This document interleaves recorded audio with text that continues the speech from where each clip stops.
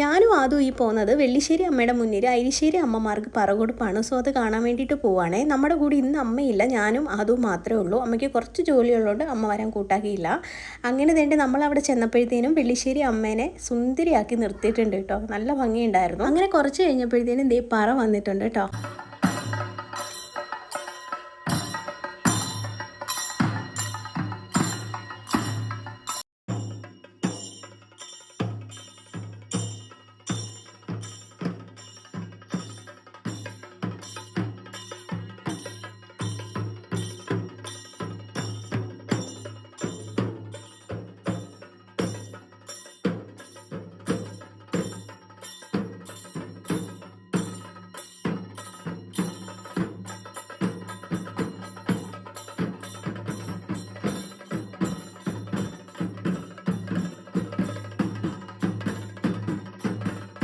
അങ്ങനെ ഐരിശ്ശേരി അമ്മമാരും വെള്ളിശ്ശേരി അമ്മയും കൂടെ മുഖത്തോട് മുഖം നോക്കിയിട്ട് വിശേഷങ്ങൾ പറയാനുള്ള സമയമാണ്.